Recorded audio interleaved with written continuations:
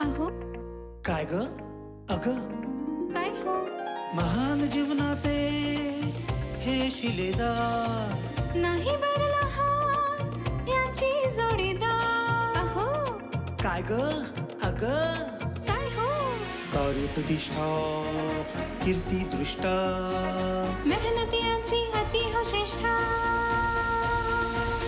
गाठी जन्माची ऋणानुबंधाची गृहस्थीची. जोडी बघा हे खुलून दिसे, जोडी बघा हे खुलून दिसे.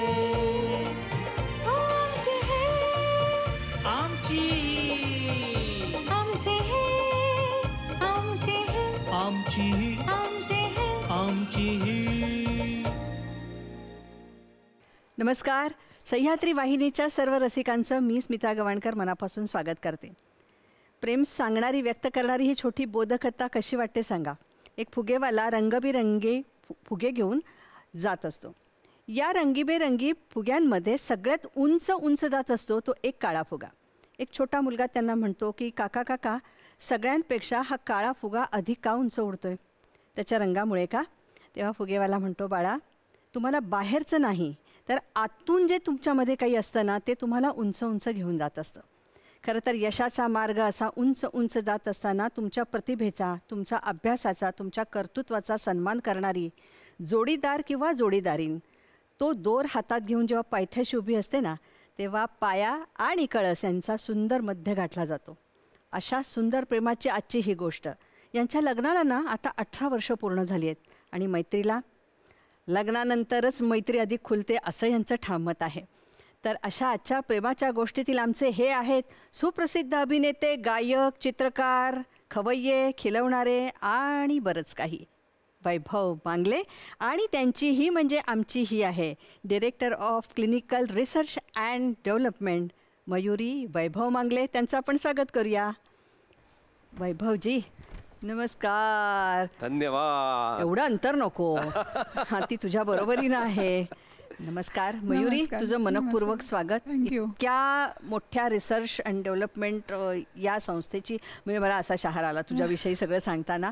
पण आमच्या वैभववर इतकं सुंदर प्रेम करून त्याचा सन्मान करतेस म्हणून वैभवच्या करिअरला आता 25 वर्ष लवकरच पूर्ण होत आहेत.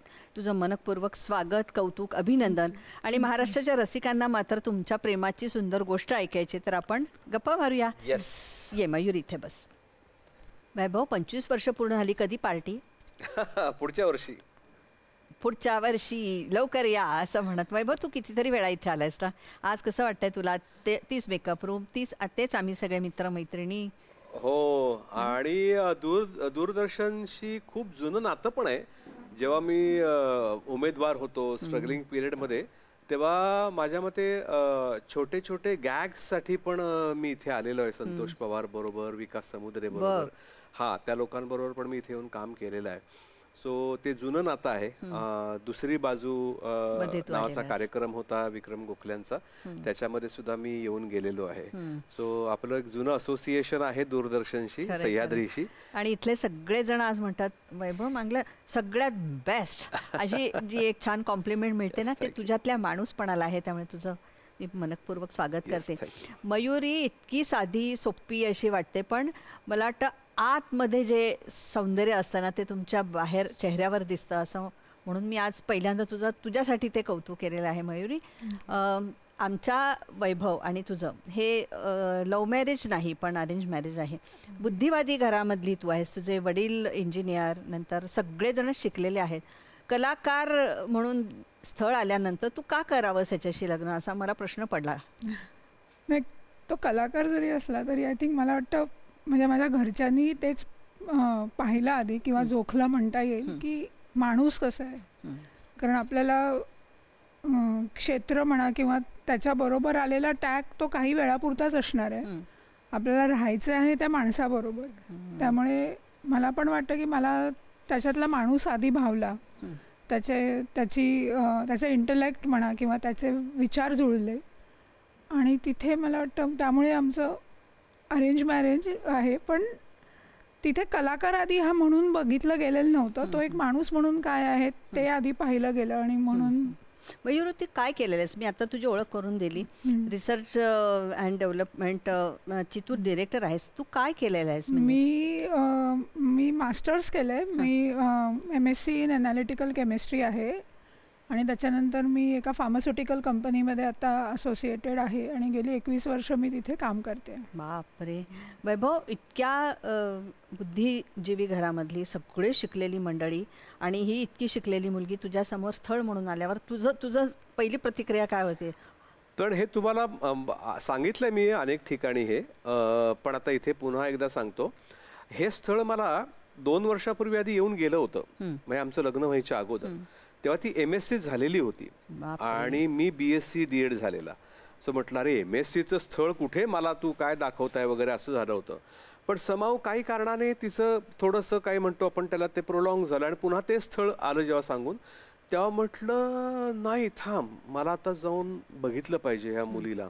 आणि हिला मी पहिल्यांदा भेटलो तेव्हा म्हणजे ती माझ्या मते थोडंसं काय म्हणतो आपण त्याला, हे आपण सांगायला पाहिजे की आपल्याकडे थोडंसं मुली दाखवणं नाही का. आणि मग तो सगळा कार्यक्रम, चहा पोह्याचा कार्यक्रम, तर ते तेव्हाही होतं. एक ही गोष्ट 18 वर्षापूर्वीची सांगतोय मी तुला. तर तेव्हाही होतं आणि ही मी गेलो तेव्हा ही अक्षरशः डोळे रडून लाल झाले होते. रडून बसली होती, मला दिसत होतं. मरून कलरची साडी होती, या रंगाची साडी होती तिची. तर ती बसलेली होती आणि बघितलं आम्ही एकमेकांना आणि जुजबी काही प्रश्न असतात ते झाले. आणि मी एकटाच, माझा एक मित्र होता बरोबर, फक्त आम्ही दोघेच जण गेलो होतो बघायला. आणि बघता क्षणी म्हटलं ह्या मुलीशी लग्न होणार माझं. बर. आणि लिटरली सांगतो, घरातून बाहेर पडायच्या वेळेस आम्ही 5 मिनिटं बोललो एकमेकांशी. तर म्हटलं मला तू पसंत आहेस, तुझा निर्णय काय तो मला सांग. आता हे कसं झालं असेल मला माहित नाही. माझ्या अनेक अशा गोष्टी असतात आयुष्यामध्ये ना की आपल्याला आतनं एक काहीतरी एक गट फिलिंग असतं म्हण किंवा एक इनर फिलिंग असतं की काही काही गोष्टी जुळून येणार आहेत हे आपल्याला आधी कळतं. तर ते झालं. आणि त्यात मला माहीत नाही की आता हिचं माहीत नव्हतं तेव्हा की हिचं बॅकग्राऊंडला सुद्धा आमच्या क्षेत्राशी कनेक्टेड काही लोक आहेत. म्हणजे सचिन खेडेकर हिच्या एका काकाच्या ओळखीचा होता पार्ल्यात असल्यामुळे, नाही का, खूप जवळचे मित्र होते ते. सो या इंडस्ट्रीच्या जवळपासची माणसं माहिती होती या लोकांना. पण या क्षेत्रातला माणूस निवडताना थोडी काय म्हणतो चलबिचल झाली असणार. पण पुन्हा तेच आहे, आज वुमन्स डेच्या दृष्टीने पण मी सांगतो हा निर्णय ती त्यासाठीच घेऊ शकली कारण ही स्वतःच्या पायावर उभी होती. वा वा वा, बरोबर. कारण ती समजा नोकरी करणारी नसती तर तिने माझ्याशी कदाचित नसतं लग्न केलं. कारण घरच्याने विचार केला असता नाही जरा स्थिर, कारण मुंबईत माझ्या मालकीचा चमचाही नव्हता तेव्हा. खरंय खरंय, बरोबर आहे रे. तेव्हा जर ही नोकरी करणारी नसती आणि मी सुद्धा नोकरी करणारी बायकोच मला पाहिजे होती, मला एक होत नसती मिळेल तर हा वेगळा मुद्दा, पण मला पाहिजे होती. याचं कारण आपलं क्षेत्र इतकं अनसर्टन आहे, त्यात काही शाश्वती नाही. आज काम आहे तर उद्या अजून 6 महिने काम नसतं तुमच्याकडे. तर अशा वेळेस एक स्टेबिलिटी पण तुम्हाला पाहिजे असते. सो त्या दृष्टीने सुद्धा मी अरेंज मॅरेजमध्ये ही गोष्ट बघितली होती. पण सुदैवाने सगळ्या गोष्टी जुळल्या. हिनंही हो म्हणावं, नंतर आम्ही सगळं घेण्यापासून संसार उभा करावा, ही सगळी गोष्ट घडली. तेच सांगतो की मग 2 वर्ष हिचं लग्न का नसेल जुळलं बरं. तर प्रॉब्लेम तोच होता, ही नोकरी करणारी मुंबईतली मुलगी आहे, स्थळं सांगून तिकडची येत होती, बरोबर आहे. सगळं सोडून तिकडे जायचं तर ती मनस्थिती कदाचित तिचीही नसेल. आणि ज्या धडाडीने आज ती पुढे निघालेली आहे, एक्झॅक्टली करायला देणारा पण कोणी कदाचित मिळालं नसतं. सगळं सोडून येणार असेल तर कदाचित एखादा काही शेतकरी कुटुंबच मिळालं असेल. कारण घरच्यांना शेवटी तो काळ असा होता ना की मुलींचं लग्न चांगल्या स्थळी व्हावं. खरं, नोकरी शिक्षण वगैरे ठीक आहे, तुमच्या हौसेसाठी आम्ही केलं, पण मूळ ते नाहीये. मूळ आपल्याला संसार करायचं ही गोष्ट आहे.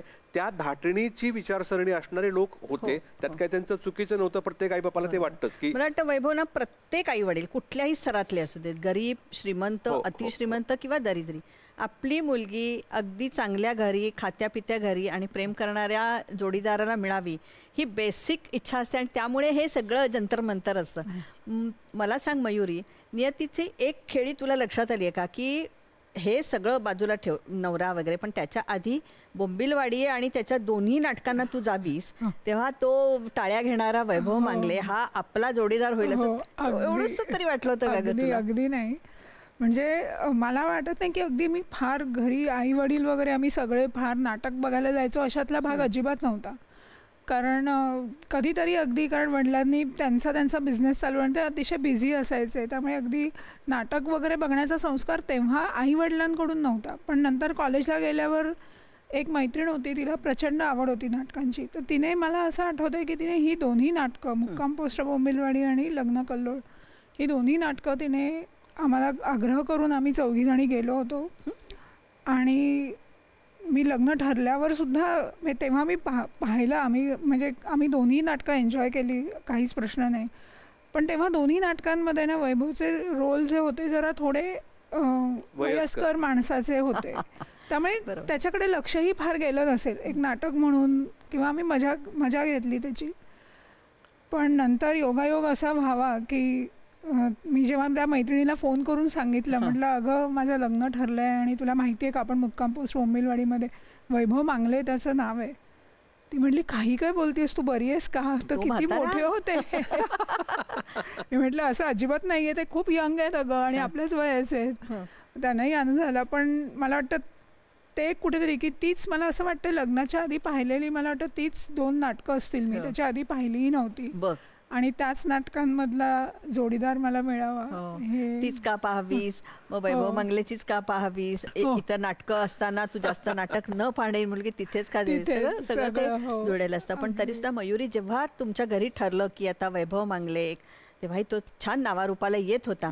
पण आजूबाजूचे लोक जे असतात ना की नातेवाईक कुजबूज करतात, नक्की पाहिले ना, मग त्या सगळ्या ते जे क्षेत्र आहे त्याच्यामध्ये असं असतं, मग आधी चांगलं वागतात, मग नंतर वेगळंच काहीतरी निघतं. अशी धोक्याच्या सूचना किंवा प्रेमाच्या सूचना तुला दिल्या का, किंवा थोडंसं मन चलबिचल करणाऱ्या घटना घडल्या?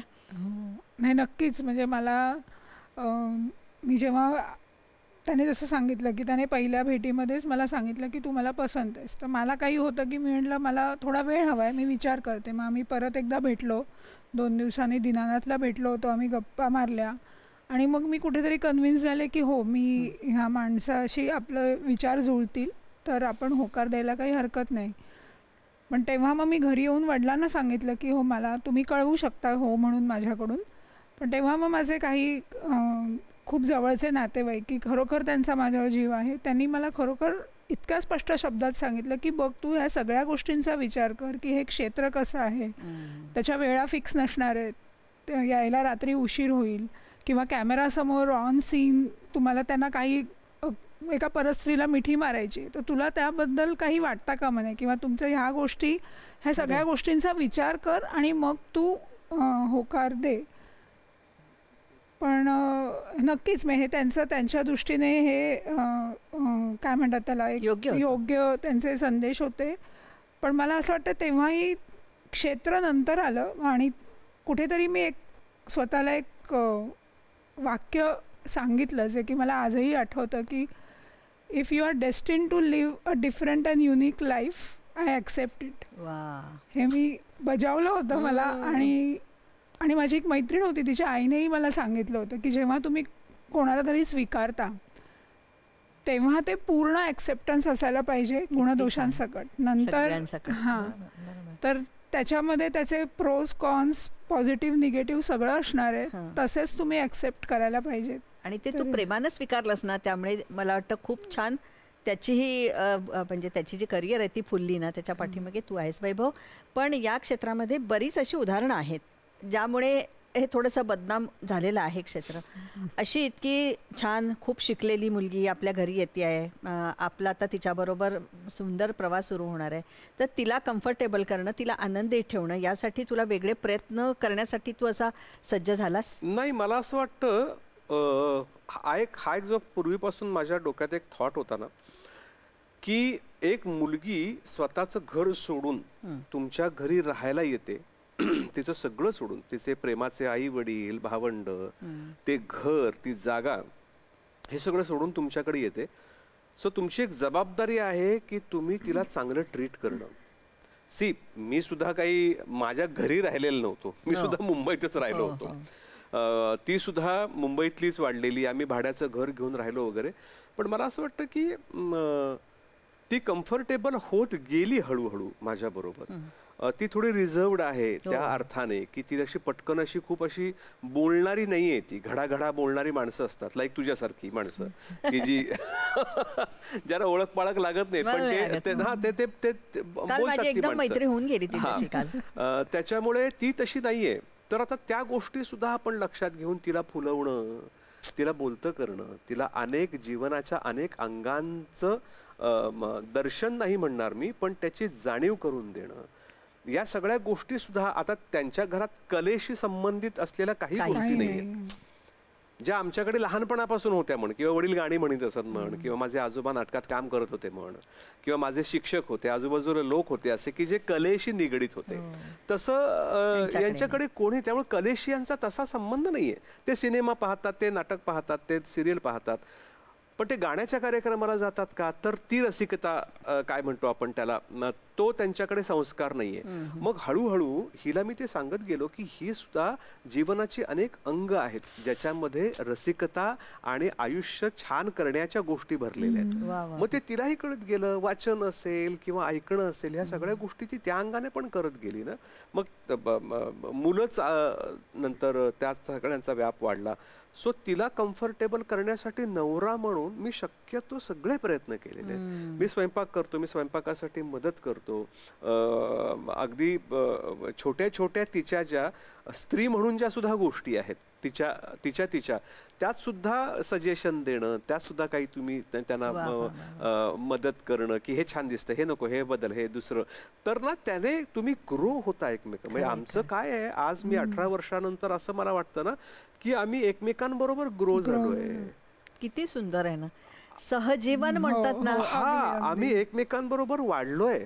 आमच्या समजुती, आमच्या ज्या काही चांगल्या गोष्टी आहेत त्या आम्ही एकमेकांबरोबर वाढून त्या डेव्हलप झालेल्या आहेत. मला वाईट आठवतंय की लग्न झाल्यानंतर त्याने मला सांगितलं होतं शांतपणे की आपण दोघंही संसार पहिल्यांदाच करतोय, तर काही चुका होतील, काही बरोबर होईल, तर ते दोघं एकमेकांना समजून घेऊनच करूया. तर कोणी इथे एक्सपिरियन्स नाहीये, तर हे दोघांनी समजून घेऊन एकत्र जाऊया. तर त्यामुळे आय थिंक हे नक्कीच श्रेय आहे की सगळ्यात म्हणते बेस्ट फ्रेंड म्हणता येईल ना, तर तो आहेच आहे. आणि वैभव, तू आता जे सांगितलंस ना, इतकं घेण्यासारखं आहे ना त्याच्यामधून. तू सहजपणे सांगितलंस की नातं कसं फुलवायचं, जे आमच्या कार्यक्रमाचा मुख्य उद्देशच तो आहे. नुसतं लग्न केलं आणि चला पुढे. आणि मग अशी पण तू म्हणालास की राहायचं असतं किंवा नसतं.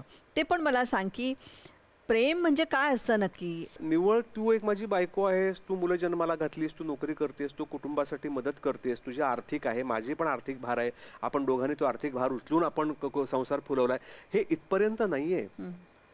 तुम्ही ना एकमेकांच्या सहवासामध्ये गंमत येते का, ही गंमत जर तुम्हाला आली नाही ना तर ते संसार वृक्ष व्हायला लागतात. म्हणजे काय करायचं असतं, म्हणजे तुला सांगतो, छोटीशी गोष्ट असते. समजा ही सकाळी स्वयंपाक करून जाते. आता ही तिची केवढी मोठी बाजू आहे बघ एका अर्थाने. आज ती एवढ्या मोठ्या पोस्टवर काम करते, तिला बऱ्यापैकी पगार आहे, आणि ती सकाळी उठून 9:30ला जाते. तर ती सकाळी उठून दिवसभराच्या भाकऱ्या, भाजी, सकाळचा नाश्ता हे सगळं ती करून जाते. माझी आई घरी असते, आई कुकर लावते, संध्याकाळचा स्वयंपाक आई करते. हिला मी म्हटलं, अगं सकाळी उठून एवढे करायची गरज नाही, तू स्वयंपाक आपण स्वयंपाकी ठेवू शकतो कोणीतरी स्वयंपाकासाठी. तर ती म्हणते नाही, ते मला करायला पाहिजे, कारण किचनमध्ये बाईचा हात असला की संसार राहतो चांगला. वा, कोण बोलताय. हो, मला किचन नाही आवडत कोणाच्या हातात द्यायला. तर आता बाकीसाठी गोष्टी, बाकी सगळ्या गोष्टींसाठी आहे, हेल्प आहे मला, पण तर माझा संसाराला टच राहतो, स्पर्श राहतो. किती किती मोठी गोष्ट आहे ना ही, असं बोलणं. आता मग मला सांग, आता हिला घाई असेल जेव्हा सकाळी, किंवा हिला कधी कधी उशीर होतो हे करायला, तर मी म्हणतो जा, मी पटकन 2 भाकऱ्या त्या मी करतो, मी भाकरीत करतो, तुझा पटकन आवर तुझं. आता ही म्हटली तर छोटी गोष्ट आहे ना, मला स्वयंपाक येतो तर मी तिला तेवढी हेल्प केली, तर मला कोणीतरी मदत करणार आहे किंवा माझी आत्ताची ही जी परिस्थिती समजून घेणारं कोणीतरी आहे, ही गोष्टच तुम्हाला गंमत आणायला मदत करते. साधी गोष्ट आहे. मी आता समजा बेडवर असतो, तिकडे मोबाईल बघतो, ही कुठेतरी चालली आणि साडी नेसली, थांब मी निर्या नीट करून देतो. निर्या नीट करून देणं हे तिला करता येत नाही का? तिला आलंही असतं, पण ते नीट करून देणं ही त्या बाईसाठी एक छोटीशी गोष्ट असते, पण ती फार संसारासाठी मोठी गोष्ट असते. दखल घेणं हो, छोट्या छोट्या तर या गमती आता भांडणं होतात का? 100% होतात. ती व्हायलाच पाहिजेत. इगो प्रॉब्लेम्स होतात का? होतात. कारण ती स्वावलंबी आहे, मी स्वावलंबी आहे. त्यामुळं एका पॉइंटला कधी कधी इगो प्रॉब्लेम्स होऊ शकतात का? होतातही. पण ते कळताच क्षणी आपला हा इगो प्रॉब्लेम होतोय बरं का आत्ता, हे पटकन सांगणं आणि समोरच्या माणसाला त्याची जाणीव होणं, हो आत्ता मी हे इगोवर घेतलंय, आय एम सॉरी. किंवा परिस्थिती नाही, अशी परिस्थिती नाहीये, तुला समजत नाहीये, ही परिस्थिती अशी नाहीये, तू तुझं म्हणणं हो कर, तुला वाटतंय हे, अशी परिस्थिती नाही, हे सत्य नाहीये, असं सांगितल्यानंतर सुद्धा आपल्याला पटकन साक्षात्कार करतो, हो यार आता हे निव्वळ मला वाटतंय म्हणून हे आहे, असं काही नाहीये अस्तित्वात. तर या गोष्टींची जाणीव वेळोवेळी करून देणं. आणि नवरा बायको तर आहोतच आम्ही. नवरा बायकोमध्ये होतं काय जनरली, कोणीतरी अधिकार गाजवतं, कोणीतरी अधिकार गाजवतं. आणि मेल डॉमिनन्स असल्यामुळे, आपल्याकडे पुरुषप्रधान संस्कृती असल्यामुळे जनरली पुरुषप्रधानच वातावरण घरामध्ये राहतं. हां, आमच्याकडेही आहे का? आहे, असं मी अगदी नाकारणार नाही. आपण हे असत्य सांगू नये, हे नाही आहे का? थोडं असेलही, ते आहेही. पण सगळ्यात महत्त्वाची गोष्ट अशी आहे की आम्ही एकमेकांचे मित्र झालो का, मित्रमैत्रिणी झालो का? किती छान. आज कुठलीही घडलेली गोष्ट आज मला सांगावीशी वाटते का हिला? हो, सांगावीशी वाटते. छोट्यातली छोटी गोष्ट आणि मोठ्यातली मोठी गोष्ट मी लपवून ठेवत नाही. आज येताना रस्त्यावर काय झालं, आज ट्रॅफिकमध्ये काय झालं, ऑफिसमध्ये काय झालं, संध्याकाळी आल्यानंतर बाईंचा एक अर्धा पाऊण तास असतो ऑफिसमधला. आता दुसरी गोष्ट अशी आहे की ऑफिसमधल्या गोष्टी सगळ्या आपल्या कलिग्सला सांगू शकत नाही ना, किती अगदी हे असलं तरी. तर तो शेअरिंगला मी तिला मिळालो, माझ्या शेअरिंगसाठी मला हे मिळालं. म्हणजे अगदी छोटी एखादी कुठलं, मला वाटतं काही यूट्यूबवर एखादा काही पॉडकास्ट ऐकला असेल, तर त्या पॉडकास्टबद्दलही आमचं डिस्कशन होतं की अरे हे असं आहे, हे मला आवडलं, तो मला सांगतो. तर आय थिंक हा जो कंटिन्युअस संवाद आहे ना, तो महत्वाचा आहे. बरोबर. वैभव, मला काल ती एक खूप छान बोलली मला की तो गाणं ऐकतो आणि तो मला गाणं समजावतो. म्हणजे तुम्ही दोघेही ऐकता, पण गाण्यातलं मर्म आहे ना, ते तू तिला सांगतोस आणि वेगळ्या पद्धतीने तिला गाण्याचं सौंदर्य अधिक खुलतं. हे गाणं आता तू इतकं सुंदर, मध्ये तर गदिमांची भूमिका करून तू स्टेजवर अशी काय बहार आणलीस की क्या बात आहे. हे गाणं कुठून आलं तुझ्यामध्ये? गाणं मला वाटतं मी तू ऑब्झर्व कर की ना, तुमच्या कला या अशा काही स्वयंभू नसतात. त्यांना पिढी दर पिढी तुमच्या रक्तांत प्रवाही झालेले असतात. आणि कला प्रत्येकाकडे असते, फक्त आपण त्याला काय म्हणतो, आपण त्याच्यावर फोकस करत नाही. लहानपणी आपण चित्र काढलेली असतात, लहानपणी आपल्याला काही वक्तृत्व स्पर्धेमध्ये भाग घेतलेला असतो, आपण कथाकथन करत असतो. माणसाकडे कला ह्या असतातच प्रत्येकाकडे, फक्त त्या कुणाकडे जास्त टोकदार असतात, कुणाकडे बोथट असतात. सो तुम्ही फोकस केलं की तुम्हाला ते कळतं की अरे हे आहे आपल्याकडे. आणि ते माझं नसतं, ते म्हणजे माझे वडिलांचे वडीलही नाटकात काम करायचे, आईचे वडीलही नाटकात काम करून तेही गायचे. सो तो जो कलेचा संचित आहे ते माझ्याकडे आलेला आहे, ते माझ्याकडे आहे आणि ते माझ्या मुलांमध्ये सुद्धा आहे. हां, सो मला वाटतं की ते प्रवाही होतं आणि पुन्हा संस्कारातूनही होतं ती गोष्ट. सो गाणं माझ्याकडे आहे. आणि दुसरी गोष्ट, मी मुळातच ना कलासक्त माणूस आहे. मला लहानपणापासूनच कलेविषयी फार अप्रूप आहे, राहिलेला आहे. म्हणजे मी लहान होतो तेव्हा मला 10वी 8वी 9वी 10वीलाच मला किशोरी आमोणकर आणि कुमार गंधर्व आणि भीमसेन जोशी आणि हे सगळे लोक, लताबाई, हे सगळे लोक मला तेव्हाच परिचयाचे झाले होते. त्यांनी माझं भावविश्व व्यापलं होतं त्या काळामध्ये. सो मग मी सुरांपासून लांब राहणं शक्यच नाही आहे ना. म्हणजे आजही माझा एकही दिवस असा जात नाही की मी या लोकांपैकी कुणाला ऐकलं नाही. कारण आयुष्य सुरेलच असतं आणि ते तुम्ही जाणीवपूर्वक करावं लागतं तुम्हाला ते. आता हिला अलीकडे माझ्या सांगण्यातूनच ती कुमारजी ऐकायला लागली. अरे वा. ती निर्गुणी भजनं ऐकायला लागली, ती जितेंद्र अभिषेकी ऐकायला लागली. त्यात तिला तिला वाटलं की अरे हे केवढं छान आहे. आता पुन्हा तेच आहे की तुम्हाला एक मेंटल स्टेट यावी लागते तुमची, की त्या काळात तुम्ही या गोष्टी एक्सप्लोर करायला लागतात. तिला दुःख होतं का कधी कधी? हो, अरे यार आपल्याला हे येत नाही ते येत नाही. पण मी म्हटलं सगळं यायला पाहिजे असं नसतं. आपण कलासक्त रसिक असणं ही सुद्धा खूप मोठी गोष्ट असते. रसिक असणं सुद्धा कलावंताचंच हो लक्षण आहे. हो हो 100%. तुम्हाला चांगलं गाणं कळणं, तुम्हाला चांगला सिनेमा कळणं, तुम्हाला चांगलं नाटक कळणं, चांगलं चित्र कळणं, ही सुद्धा एक परमेश्वराची देण असते. ते लक्षात येत नाही आपल्या. खरे खरे खरे. कलाकार आहेत, रसिक आहेत म्हणून कलाकार नाही तर कोण बघणार आणि काय ऐकणार आपण. आणि तू वैभव इतकं सुंदर सांगितलंस ना. आत आपल्या मध्ये असतं फक्त टोक काढायला लागतं. टोक साठी ते मला वाटतं ब्लेड घेतलं तर पेन्सिल पण बघ अशी वरवर हळूहळू हळू. क्या बात आहे. सलाम आहे बाबा. हे शहाणपण हे सगळं जे आहे ते कसं आलं रे तुझ्याकडे? तू एका बाजूला चित्रकार पण आहेस, उत्तम खाणं पण बनवतोस. ह्या दोन तुला कला कशा काय तुझ्याकडे? बघ, मला खूप लहानपणीच आईने मला जेवण बनवायला शिकवलं होतं. म्हणजे मी 12-13 वर्षाचा असतानाच आईने मला भाकऱ्या वगैरे करायला शिकवल्या होत्या. कारण घरात तेव्हा बाहेर बसायची पद्धत होती बायकांना. सो घरात कोणी नसायचं. मग आईने लवकर मला हाताखाली आणलं होतं तिच्या सगळं करायला. कुकर लावणं ह्या सगळ्याच मी फार लवकर स्वयंपाक करायला शिकलो. स्वयंपाक नुसता करता येणं, रुचकर करता येण्याच्या मध्ये फरक आहे. तो कलेचाच भाग आहे पुन्हा. की सगळे लोक स्वयंपाक करतात पण तो रुचकर करणं आणि काय चव आहे तुझ्या हाताला असं म्हणतो ना, तेव्हा ती बाई किंवा ती स्त्री अत्यंत मनापासून आणि त्यात ती स्वतःच काहीतरी घालून तो स्वयंपाक करत असते.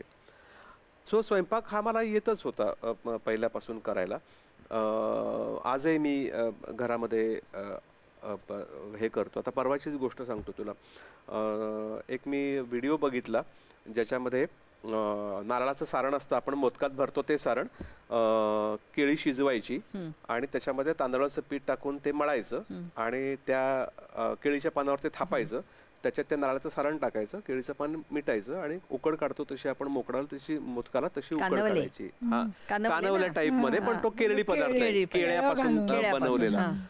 तो मी संध्याकाळी बनवला घरी तासाभरामध्ये. काय सांगतो? हो मयुरी, मला माहिती नव्हतं, मला सरप्राईज होतं. मी जनरली मला सवय आहे की मी घरी आले ऑफिसमधनं की मी जेवायला बसते, लवकर जेवून घेते. तर त्या दिवशी मी घरी आले आणि मला फक्त त्याने मेसेज केला होता की येताना केळीची पानं घेऊन येशील का. तर मी विचारायच्या आधी की का वगैरे, तर म्हटलं मी बराच वेळ पाहिला नाही तो मेसेज, मी काय मीटिंग्समध्ये असेन. आणि त्याने सांगितलं ठीक आहे राहू दे, माझं झालं आहे मॅनेज. मी घरी आले. मी तेव्हा पण म्हटलं घरी जायची घाई आहे. घरी आलेल्या मुलीने सांगितलं आई बाबांनी सांगितलं ते आत्ता वॉकला गेलेत पण तू आत्ता लवकर जेवू नको, काहीतरी आज स्पेशल आहे. तो घरी मग मी पण फार गेले नाही बघायला तो घरी, कारण त्याला आवडतं. त्याने काही ठरवलं ना तर त्याला ते करायचं असतं.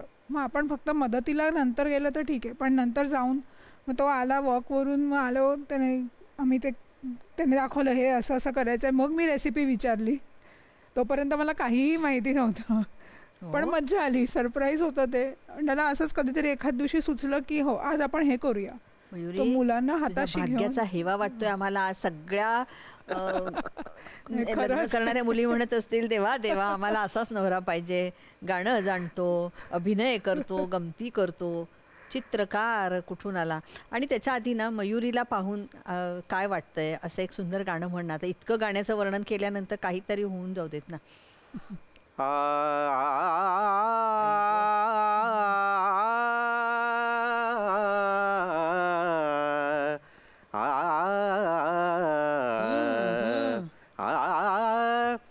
स्पर्श होता तुझा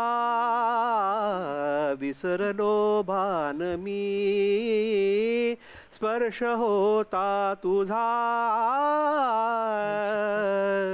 विसरलो भान मी, धुंद श्वासातला प्राशिला गंध मी, नयन कातेतही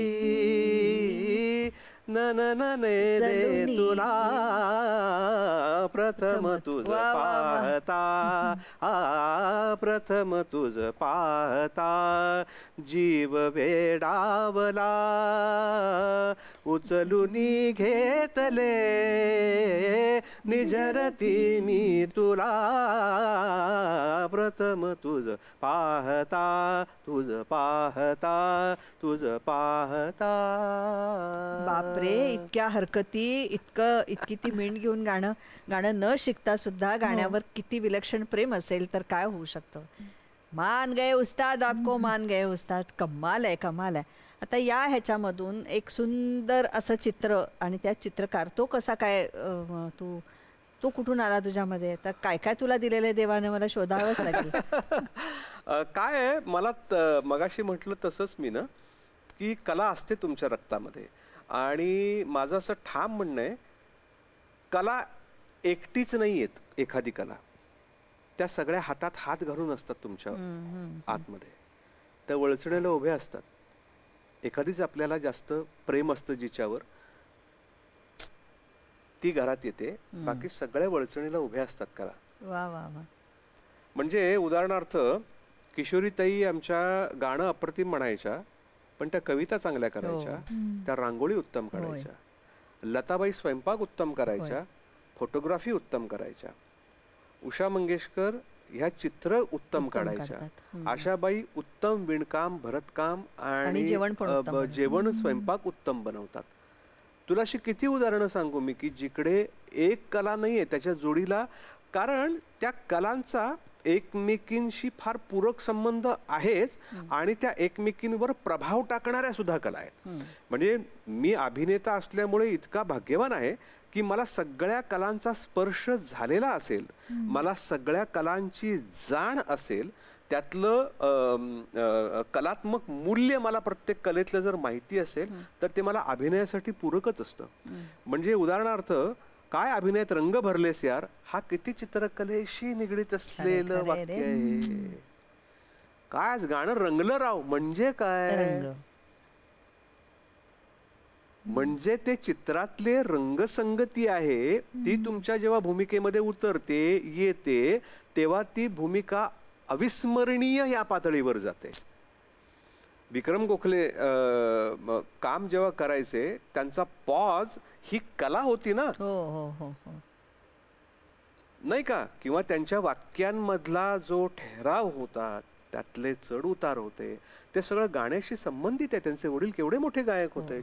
तर ह्या सगळ्या कला एकमेकांशी निगडीत आहेत. मग त्या माझ्या मधल्या काळामध्ये असं बऱ्याचदा होतं अभिनेता म्हणून मला कधी कधी खूप बोर होतं, कारण त्याच्यात ना एक साचेबद्धपणा येतो, कारण मागणी तशी असते. नट अभिनय हा मला वाटतं दुय्यम त्या अर्थाने मी कला मानतो, या अर्थाने की त्याच्यामध्ये तुम्हाला चांगलं लिहून द्यावं लागतं, तुम्हाला चांगला डिरेक्टर असावा लागतो, तुम्हाला चांगला वेशभूषा करणारा, तुमचा मेकअप चांगला करणारा, ते केल्यानंतर तुमचा कॅमेऱ्याचा अँगल चांगला लागला पाहिजे, त्यात तुम्ही कुठल्या अँगलला सुंदर दिसता ते कळलं पाहिजे, मग तो कॅमेरामॅनने तुमचे शॉट लावले पाहिजेत. या सगळ्यानंतर तुमचं हे सगळं उभं राहणार. बरोबर. मग अभिनयाची कला ही आहेच, पण त्याला खूप जणांचे हात लागलेले असतात तुमच्या त्या कलेला. म्हणून ते फार तुमची ती स्वयंभू गोष्ट नाहीये. तुम्ही स्टेजवर काम करताना हा समोरचा डायलॉग चुकला तर त्याच्या पुढचा डायलॉग मला काय घ्यायचा आहे याची समय सूचकता ही संगीतात चित्रात तसं नाही ना. एकदा माणूस बसला की तो त्याचा असतो आणि ते चित्र त्याचं असतं. एक तानपुरा घेऊन क्लासिकल माणूस बसला की तो 2 तास 4 तास तो त्याचा तो असतो, त्याला समाधी. एखादी नृत्यांगना नुसतं तिने नुसत्या बीटवर सुद्धा ती अख्खे 2 तास रियाज करू शकते. कथ्थक, भरतनाट्यम, ज्या काही कला आहेत त्यामुळे ह्या चित्रकला आणि विशेषतः संगीत ह्या स्वयंभू कला आहेत आणि त्या निसर्गाबरोबर आलेल्या कला आहेत. चित्रकला आणि गाणं हे मग मला कंटाळा आला म्हणून एक दिवशी मी असं लेखीला चित्र काढून दिलं आणि बाबा छान आलंय म्हटलं. हो का, बरं. आणि अचानक मला माझं ते चित्रकला विषयच आठवला ग. आपण त्यानंतर सगळेजण आपण कधी बसतो का घेऊन? नाही नाही नाही. का नाही बसत ग? हो, ते 4 डोंगर खाली तो झरा, एक बाई कळशी घेतलेली आहे, पाणी, वरती सूर्य आणि खाली मासे, असं ते चित्र आपल्या डोक्यात बसलेलं आहे. आणि तो त्याच्या योग पलीकडे पण पुढे असा चित्र आलेला की त्याने ते करून बघायला हां की हो मला काहीतरी हे छान येतंय किंवा आपण हे करूया थोडंसं, असं झालं.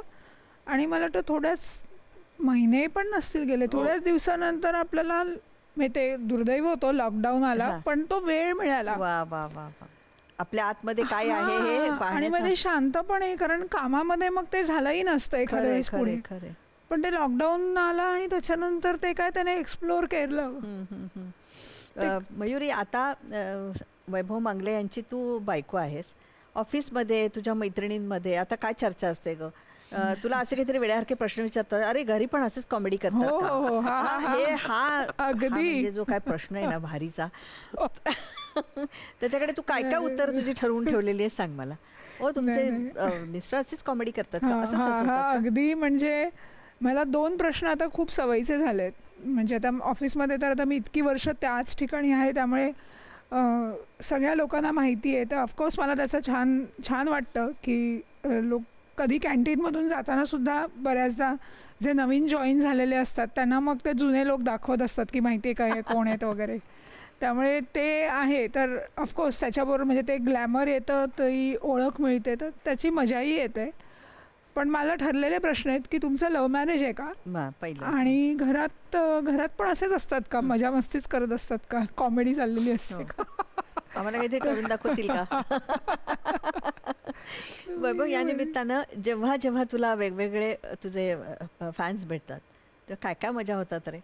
आणि म्हणजे काय बोलावं असा प्रश्न पडतो, असे तुला फॅन्स कुठले कुठले भेटलेले? नाही, खूप असे भेटतात लोक. म्हणजे त्याच्यामुळे मी लोकांना फार उद्धट वाटतो, उर्मट वाटतो. पण मला असं नेहमी वाटतं की कलाकाराचा भलेही तो सार्वजनिक ठिकाणी आला तरी त्याचा एक ना आब राखला पाहिजे तुम्ही. ते एक सौजन्य आपल्याकडे नक्की पाहिजे की म्हणजे बघ ना, चाललोय आपण समजा, हा ओ एक फोटो काढा ना असं म्हणणं, हा, आणि नमस्कार, तुमची सगळी कामं आम्ही बघतो, तुम्ही मला फार आवडता, तुमची इच्छा असेल तर एक फोटो घेऊ का? हो, या दोघांमध्ये फरक आहे बघ. मी म्हटलं समजा नाही मी आता जरा गाय, ओके ओके काही प्रॉब्लेम नाही, ओके थँक्यू.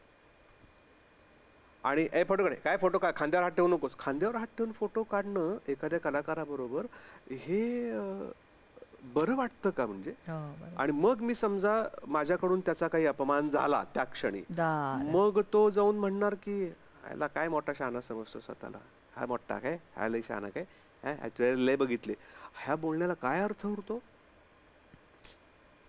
म्हणजे तुम्ही डायलॉग म्हणून दाखवा आणि ए शाकाल, ए टाकल्या असं म्हणणं जाताना हे बरं वाटतं का? तर हे ना एटिकेट्स म्हणा किंवा हे सौजन्य म्हणा किंवा ह्या काही ज्या गोष्टी आहेत त्या लोक पाळत नाहीत.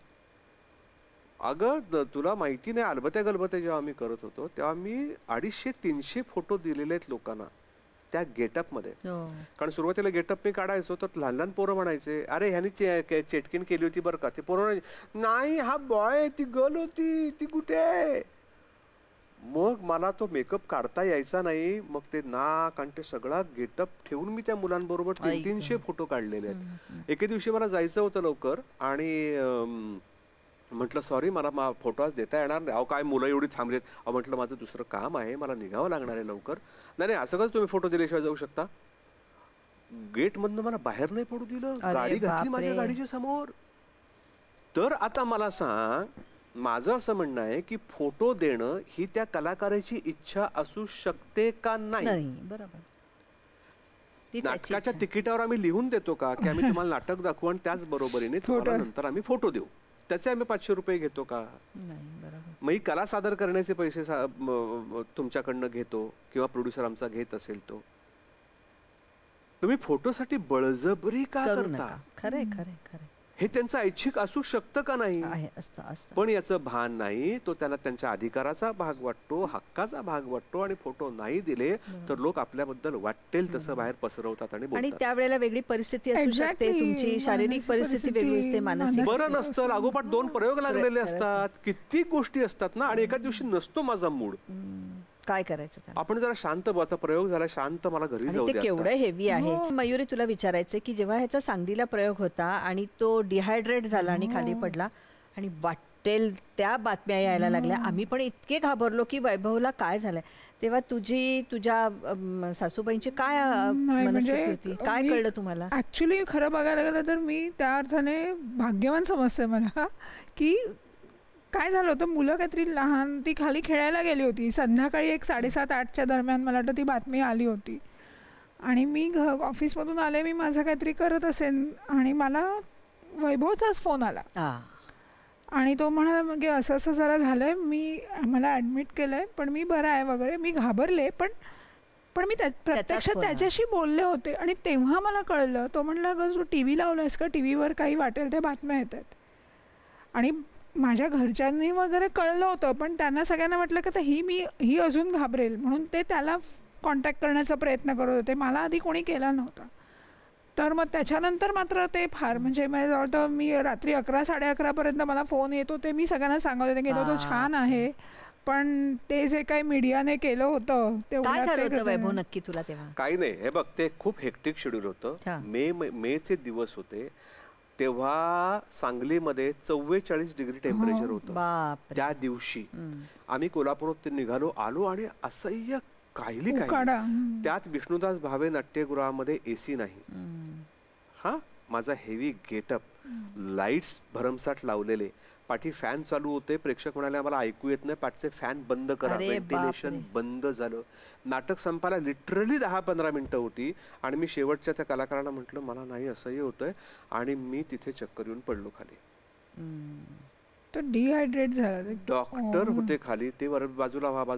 त्यांनी माझे कपडे सैल केले, पाणी पाजलं, म्हणाले चला पटकन येणार, बहुतेक डिहायड्रेशन झालेलं आहे, पण आपण ह्यांना हॉस्पिटलला आता घेऊन जाऊया. तिथेच पत्रकार पण आलेले होते. त्यांनी ही बातम्या मुंबईपर्यंत पोहोचवल्या. ताबडतोब सुरू झालं. वैभव मंगले हार्ट अटॅक, हृदयविकाराने सांगलीमध्ये विष्णुदास भावे नाट्यगृहामध्ये कोसळले. आता याच्यानंतर काय होईल तू सांग. हिला मी नशीब फोन केला होता म्हणून, कारण मी हॉस्पिटलमध्ये गेलो, त्याने मला सलाईन लावलं कारण डिहायड्रेशन झालं होतं. आणि मी टीव्हीवर बघितलं, तिथे टीव्ही लागलेला होता, तर म्हटलं पटकन फोन दे मला, पटकन फोन दे. आणि हिला फोन केला. हिला समजा जर दुसऱ्या कोणाचा फोन, अगं वैभवला अटॅक आलाय का, हिचं काय झालं असतं. घरामध्ये आई होती. आम्हाला त्याच्याच बरोबर आम्ही आधी बोललो, त्यामुळे मग घरूनही सगळ्या नातेवाईकांचे फोन होते, मित्रमैत्रिणींचे येत होते. मी सगळ्या ते चालूच होतं सत्र, पण त्यामुळे मी घाबरले नाही. मी आधी त्याच्याशीच बोलले होते. त्यामुळे बापरे, कुठून कुठे कसं होतं. बरं वैभव, आई बाबांशी तुझा असलेला संवाद त्यावेळचा आणि आता तुझ्या मुलांशी असलेला संवाद, या संवादामध्ये फरक पडलाय का रे? हो, अशा अर्थाने, कारण त्यावेळेचे आई वडील पण ठीक आहे, आपण असं म्हणतो की तो काळ वेगळा होता. कर्मठ लोक होते थोडे, किंवा मुलांबरोबर संवाद साधणं ही त्या काळात जवळपास गुन्हा असावा असे आई वडील आपल्याशी वागलेले असतात. एक असा काळ असतो की ज्या काळामध्ये आपल्याला असं वाटतं की अरे यार नाही, आपल्याला फार बरे आई वडील मिळाले, असा एक काळ असतो आपल्या याच्यामध्ये. पण तो माझ्या वडिलांशी माझा काही फार बरा संवाद नव्हता, हे मला माहितीच आहे. आईशी थोडा बहुत होता माझा. पण माझ्या पाठीमागे 4 भावंड असल्यामुळे, म्हणजे मी मोठा आणि पाठी 3 भावंड, त्यामुळे मला हे खचितच माहिती आहे की आईचं माझ्याकडे फार लक्ष नसणार आहे, किंवा तिला लक्ष द्यायला वेळ मिळाला नसेल. या नोटवर मी म्हणतो की माझा तिच्याशी फार संवाद नसेल झाला. ती गोष्ट मी कटाक्षाने माझ्या मुलांच्या बाबतीमध्ये टाळली. माझी मोठी मुलगी आहे, तिच्या 5 वर्षाने लहान तिच्यापेक्षा मुलगा आहे. आणि माझं असं म्हणणं आहे की मुलांशी पालक म्हणून तर तुम्ही बोला शिस्तीच्या गोष्टी, माझ्या मते आहे मुलांमध्ये तुम्ही त्यांचे मित्र म्हणून वागलं पाहिजे. परवा माझ्या मुलाला एकदा लिफ्टमध्ये मी बॅडमिंटनला सोडायला चाललो होतो आणि मी त्याला म्हटलं, समीन नाव आहे त्याचं, हां बाबा तुला माहिती आहे का आपण आता मित्र झालोय, कारण माझे चप्पल तुला येतात. तर त्याला असं त्याने मला चमकून बघितलं आणि त्यानंतर इतकं भारी वाटलं. तो घरी बाबाच काय म्हणले माहितीये का मला, मी त्यांचा फ्रेंड आहे. अरे किती छान आहे ना ही गोष्ट. म्हणजे मुलीचा मी मित्रच आहे मुलीचा. आम्ही सगळ्या प्रकारच्या चर्चा करतो स्मिता. मस्त, मला खूप छान आवडलं. म्हणजे तिच्या सगळ्या आता या वयामध्ये काय काय प्रॉब्लेम्स तुला असू शकतात, तुझ्या हळुवार मनाला काय काय गोष्टी आत्ता वाटू शकतात, या सगळ्याचं मला भान आहे, ह्याचं भान मी तिला आणून देतो. तुझ्या मनाची मला पूर्णतः जाणीव आहे की तू आता या वयामध्ये काय काय विचार करत असशील, तुला काय काय वाटत असेल, तुला असं बघून हुरहुर वाटते का, प्रेमात पडावं असं वाटतं का, अशा सगळ्या भावनांशी मी परिचित आहे. त्यामुळे तुला हे असं वाटू देऊ नकोस की ह्यांना काहीच कळत नाही यार, असं नाहीये, आम्हाला सगळं कळतं. तर हे मुलांशी रोज बोलणं, आज तुमचा दिवसभरात काय दिनक्रम होता, त्याच्यात काही बरं वाईट काय झालं. आम्ही एक मध्यंतरी एक जेवणाच्या टेबलावर एक छान टूल काढलं होतं शोधून. आज दिवसभरात एक गोष्ट चांगली घडलेली बोलायची आणि एक वाईट घडलेली गोष्ट बोलायची. मुलं व्होकल होतात ना, सांगतात सगळं सांगतात. आणि त्या निमित्ताने त्यांनाही कळतं ना की आपण चांगली गोष्ट झालेली पण नाही तर बऱ्याचदा जे वाईट झालंय किंवा जे मनाविरुद्ध झालंय तेच पहिलं लक्षात राहतं आणि मग आपण एखादी चांगली गोष्ट झालेली आपण विसरून जातो. मग ते ग्रॅटिट्यूड येण्यासाठी ते पण महत्वाचं आहे ना, ते कळलं पाहिजे ना की अरे हो आज हे चांगलं झालं ना माझ्याबरोबर. हे किती खरं सोपी गोष्ट आहे, आपण खरंच सगळ्यांनी राबवली पाहिजे ना. मोबाईल बाजूला ठेवा आणि आता सांगा काय काय. आणि आपण नकळत त्यांच्या विश्वामध्ये आपण प्रवेश करतो ना की अरे बापरे आई असू शकतो का वय. मला इथे नक्की एक आवर्जून सांगावं असं वाटेल की माझा मुलगा जसं त्या दोघांमध्ये 5.5 वर्षाचं अंतर आहे. माझी मुलगी जेव्हा जन्माला आली तेव्हा ऑफकोर्स पहिलं बाळ होतं, ते मुलगी होती, तो इतकं तिचं सगळं करायचा, तो सतत, मी माझ्या आईकडे होते पण तरी तो 2 दिवसांनी भेटायला यायचा, इतकं सतत तिला घेऊन बसणार, तिला एवढे तिचे काय म्हणतात लाड म्हणतात बाळाचे, तसं सगळं केलेलं. पण मुलगा झाला ना तेव्हा मी इथेच होते, आईकडे गेलेले नव्हते. माझी डिलिव्हरी झाली तर मी आणि माझा मुलगा, म्हणजे तो काय झोपलेला झाला, तो फार यायचाही नाही बेडरूममध्ये. तो मुलीची काळजी, कारण ती तेव्हा 5.5 वर्षाची होती आणि ती अचानक इन्सिक्युअर होईल किंवा काय. तर मी त्याला एकदा विचारलंही, म्हटलं अरे मुलगा झाला ना आपल्याला, म्हणजे जनरली सगळ्यांना मुलगा हवा असतो, जे काय आहे, तुला काही आनंद नाही का झाला, तू फार येतही नाहीस ह्या बाळाकडे, फार पाहतही नाहीस. तो म्हटलं अगं हे बाळ आहे, आता त्याला काहीही कळत नाही आहे, त्याच्या भावना त्याला काही नाही आहे, त्याला फक्त आता आईची गरज आहे, त्याच्यासाठी तू त्याची काळजी घेतेस, ती मोठी आहे, तिला कळतंय आता, आणि अचानकपणे तिच्या प्रेमाच्या मध्ये कोणीतरी वाटेकरी आलाय, तर तिला सिक्युअर करणं किती गरजेचं आहे. तो त्याने तिची इतकी काळजी घेतली होती, किती नकळत, म्हणजे हे अगदी घराघरात होऊ शकतं, पण हे मी विसरूच शकत नाही ते. आणि मी वेगळा अर्थ की तू येत नाही, तुला बाळ झालं, तुला ह्या बाळाचं काही कौतुक नाहीये का. पण हे मित्र नाही झाला तर काय. वैभव कशात ना आलं रे हे इतकं शहाणपण, म्हणजे त्या पुस्तकातून आलं का, तू वेगवेगळ्या केलेल्या भूमिकांमधून आलं, तुला भेटलेली चांगली वाईट माणसं यांच्यामधून कळलं, फक्त माणूस पण पण ते हलू शकतं की अरे आपल्या अनुभवांवर आपण कटू होऊ शकतो. कटू होतो, मी कटूही आहे. मला काय म्हणतो आपण त्याला, कोकणातली माणसं नाही का, अंतू बर्व्याचं एक पुलानी, या माणसांना नक्की आदर कुणाबद्दल आहे. पण तुला मी तेच सांगतो, आपण आपल्याला माहिती असू ना, आपण आपल्याला ओळखत असू ना, तर तुम्ही शक्यतो माणूस पण नाही सोडत. माझ्या 2 मुलांची ही आई आहे, तिच्याविषयी मी कृतज्ञ असणं, या 2 मुलांनी मला बाप होण्याचा जो आनंद दिलाय त्यांच्याविषयी सुद्धा मी कृतज्ञ असणं, या आईने मला जन्म दिला आहे तिच्याविषयी मी कृतज्ञ असणं, तर ही मोठी गोष्ट नाहीये का. बाहेरचे लोक काही माझं घर नाही भरायला येत, बाहेरचे लोक काही माझ्या आनंदाचं जिम्मेदारी घेत नाहीत ना, पण हे लोक घेतात ना माझ्या आनंदाची जिम्मेदारी.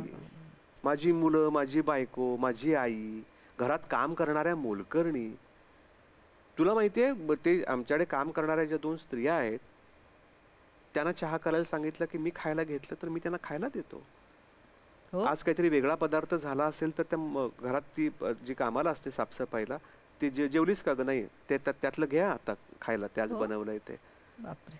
तर आता हे कशात नाही येतं, कारण त्या ज्या काही दोन्ही माझ्या घरी येणाऱ्या स्त्रिया आहेत, त्यांनी माझ्या आनंदाचा थोडा वाटा उचललाय ना. मग ज्या लोकांनी आपल्या आनंदाचा वाटा उचललेला आहे त्यांच्याविषयी आपण नको का जास्त सजग असायला. बाहेरच्या लोकांशी मी तेवढा नाहीये, कारण ते माझ्या आनंदाचं नाही वाटत उचलत, म्हणून मी त्यांच्याशी वाईट वागतो का नाही. पण लोकांना असं वाटतं की हा बोलतो, म्हणजे ठीक आहे ते वाटू दे लोकांना, पण मी हे घरात जास्त पाळतो, कारण फॅमिली आहे ना, तुम्हाला घरी जावंसं वाटणं ही जी गोष्ट आहे ना, ही सगळ्यात जगातलं सुख जे आपण म्हणतो ना, मला आज घरी जावंसं वाटतंय, लवकर आटपा यार, याच्यासारखं दुसरं सुख नाही असं मला वाटतं. बापरे. लग्न बंबाळ आणि मुक्काम पोस्ट बोंबिलवाडी या नाटकामध्ये पहिला पाहिलेला तू वैभव मंगले, ते तुझा नवरा, तुझ्या मुलांचा बाबा, आणि आता तू नाटकाला जाऊन बसल्यानंतर पुन्हा प्रेक्षक म्हणून दिसलेला वैभव मंगले, याचं वर्णन कसं करशील मला? जे कनेक्शन आहे ना मैत्रीचं, तेच स्ट्रॉंग आहे तुझं. तेच स्ट्रॉंग आहे. मी आता कळतं की अरे हो, आता ह्याला ना हा रिॲक्ट असा होणार किंवा त्याला हे असं. आणि मी म्हटलं तसं की सगळ्या प्रकारे, म्हणजे जसं मी म्हणते ना की गाणं समजावतो, तर ती जी रसिकता आहे ना, ती मला वाटतं त्याने कुठेतरी खूप फुलवली माझ्यामधली. त्यामुळे आजही आता मला आवडतं की नाटक बघायला जाणं, आणि नाटकांमध्ये हे कलाकार आहेत आणि ह्या कलाकारांना तिथे तुम्ही पाहणं, ते त्यांचं कला सादर करताना ही किती पर्वणी आहे, ही गोष्ट त्याने शिकवली मला. आणि ते कसं पाहावं. दुसरी अजून एक गोष्ट जी सहजीवनामध्ये महत्वाची आम्हाला वाटली, आणि ती आहे, मी माझं सेलिब्रिटी पण घरी घेऊन येत नाही. अजिबात नाही. विचार तिला, माझ्या मुलालाही विचार. उलट माझी पोरं जास्त शहाणपणा करत असतील ना बाहेर, अरे मी म्हणतो हे नाही करायचं, ते तुमचं नाहीये. म्हणजे आज ही सुद्धा, मी वैभव मंगलेची बायको आहे म्हणून ती शक्यतो तिची ओळख लपवते. याचं कारण त्याच्यावरनं मला लोकांनी जज करू नये. बरोबर. हे म्हटलं तर असं कसं तुला आहे, तर ती म्हटलं तर तशी गोष्ट आहे, म्हटलं तर तशी गोष्ट आहे. तुम्ही कशाची बाजू घ्यायची हे तुम्हाला ठरवावं लागतं. आणि मी म्हणते आता आम्ही जिथे राहतो तिथे तर आता सगळ्यांना माहितीच आहे, म्हणजे अगदी भाजीवाल्यांपासून सगळ्यांना माहिती आहे. तर मी म्हटलं की अरे पण शक्यतो नाहीच सांगायचं, कारण तू सेलिब्रिटी असल्यामुळे तुझ्याकडे जे मग त्याच्याबद्दलचं जे आहेत की मला आता रस्त्यावर पाणीपुरी खायची आहे, तर मी ते वैभव मंगलेची बायको म्हणूनच सगळ्यांना तिथे सांगत सुटले, तर माझी ती लिबर्टी जाईल ना, तो छोटा छोटा आनंद जाईल ना माझा. हा, इतक्या सुंदर गप्पा झालेल्या आहेत ना. दरवेळेला या नाटकातला ही भूमिका ती भूमिका यापेक्षा सहजीवनाचा आनंद कसा घ्यावा, जो आमच्या कार्यक्रमाचा प्राण आहे, ते वैभव तू इतकं छान सांगितलेलं आहेस. वैभवशाली परंपरा जपली आहेस आणि त्याला 25 वर्ष होत आहेत, याचा आम्हाला अतिशय आनंद आहे. कारण प्रत्येक टप्प्यावर तू आम्हाला वेगळा तुझी वेगळी छान ओळख घेऊन तू आमच्यासमोर येतोस. आणि मयुरीसारखी इतकी गोड, छान, सतत नाविन्याचा पदन्यास करणारी तुझी ती सुंदर बायको, मनपूर्वक तुमचे धन्यवाद मानते. आणि कार्यक्रमाची सांगता मात्र अशाच गोड सुंदर गाण्याने होऊ देत, जो आनंद तू आम्हाला नेहमी वेगळ्या पद्धतीने देत असतोस. भय इथले संपत नाही, भय इथले संपत नाही, मज तुझी आठवण येते, मी संध्याकाळी गातो, मी संध्याकाळी गातो, तू मला शिकविले गीते, भय इथले संपत नाही. ते जरे चंद्र सजणाचे, ती धरती भगवी माया, झाडांशी निजलो आपण, झाडांशी निजलो आपण, झाडात पुन्हा उगवाया, भय इथले संपत नाही, मज तुझी आठवण येते, मी संध्या काळी गातो, तू मला शिकविले गीते, भय इथले संपत नाही.